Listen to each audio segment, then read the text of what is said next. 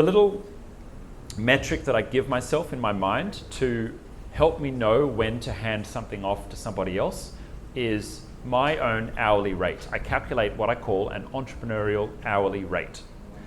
And I take the rough number of hours for working that I have in the year. So if you take 40 hours times 52, it's 2,080. So we only have 2,080 work hours per year, which is not that many. It's a nice flip on the 80-20 rule. It's 20-80. So if you take the revenue that you wish to earn for the year in your business or your project or your department, the top line revenue, and you divide that number. So look at 12 months of revenue and you divide that number by 2,080, 2080, you're going to get a new number.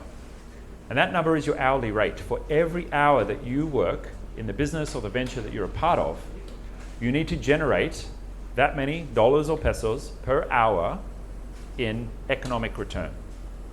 Now, you may not be charging that amount right now per hour for your time. Maybe you should be. Or the business might not be charging that much per hour for somebody's time. Maybe it could increase its rates. But what I find this really useful for is when I do that figure for myself, and mine's maybe $5,000 per hour based on the revenue that we're at, right?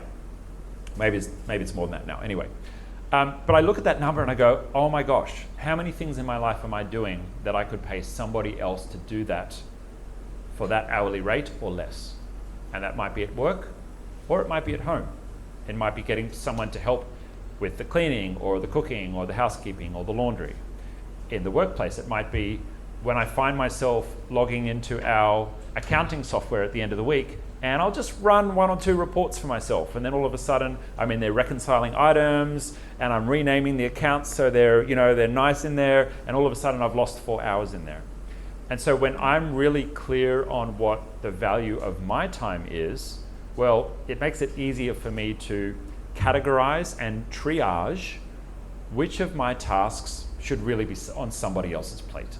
Because an organization can't grow. If you're a leader, your organization or your team cannot grow until you recruit other people around you and have them do other things for you instead of you doing the things. That's it. And becoming a high-level leader becomes, eventually to a point where you're not doing any of the doing work. It's all about coordinating others to do the doing work. And I'm in the very lucky, gracious position now where we have a rule, and that's no homework for Peter. And so I get to spend most of my time supporting, mentoring, working with developing other team members. And mostly that looks like sitting on meetings and helping them solve problems, but helping empower them to solve problems for the business. But for the most part, I don't have to go away and write emails or work on the spreadsheet or anything else. But I'm blessed to be able to spend my time now supporting the growth of other leaders. And I think that's probably peak leadership in an organization is to just spend all day long nurturing and growing more leaders.